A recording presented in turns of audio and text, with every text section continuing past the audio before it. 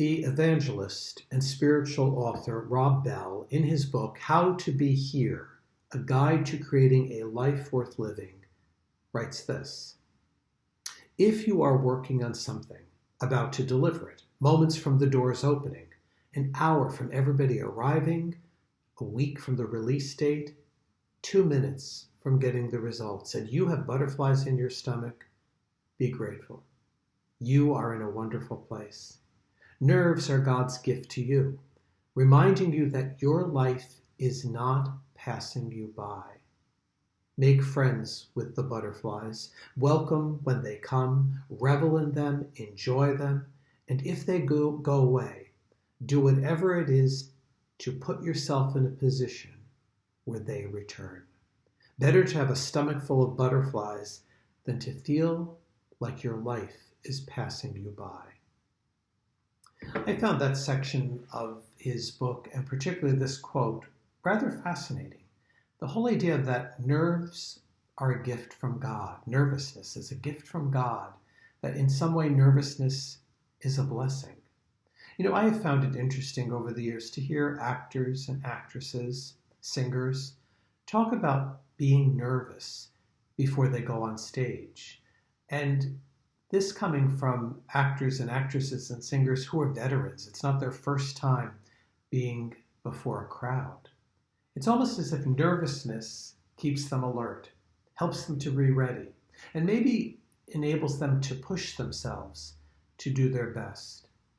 And I'm wondering if even more, the nervousness helps them appreciate the moment, even if they've had hundreds of moments like this before. This week, our staff has been focusing on the Eucharist, especially in light of this weekend's feast of the body and the blood of Christ. But we're also thinking about the Eucharist in a special way because this weekend, for the first time in a year, we will resume the reception of the Eucharist during the communion rite and not as part of the dismissal rite as was part of the protocols during the pandemic. Now, this picture here next to me, this is obviously a picture of me from my first communion.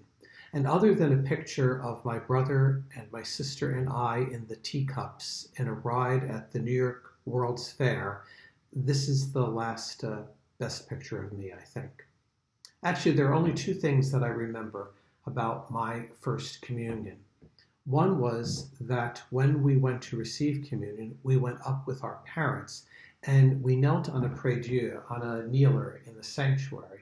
And I remember it being a kind of tight fit because I'm an identical twin, and the four of us were squeezed together on this kneeler as we received communion.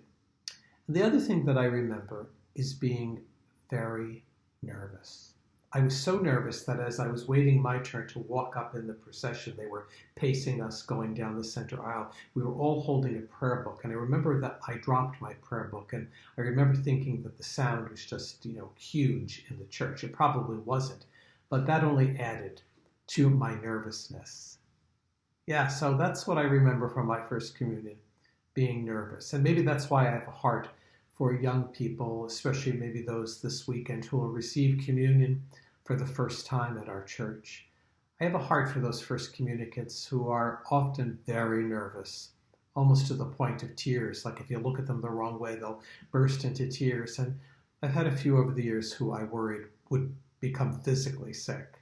And that's why I kept coming back to Rob Bell's quote, that nerves can be a gift, a blessing. They help us realize that life is not passing us by. Maybe there might be something to think about regarding nerves when you come to communion this week. To be a little nervous. I don't mean to the point of crying or getting sick or tripping or dropping something as you walk up the aisle, but to recognize that I don't want to take for granted this gift of the Eucharist, the presence of Christ in communion, especially after we went through so many months last year where all of you were not able to receive communion each week.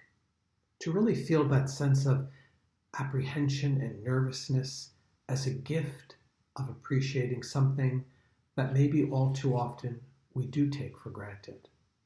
So this week, when you are walking forward to receive communion, I want you to take a deep breath, and maybe another, as you walk forward. And it might seem odd for many of you that after all of these weeks you will not go out the door, that you're going to go back to your pew. But as you come forward, I want you to think about this great gift, the presence of Jesus that you are about to receive.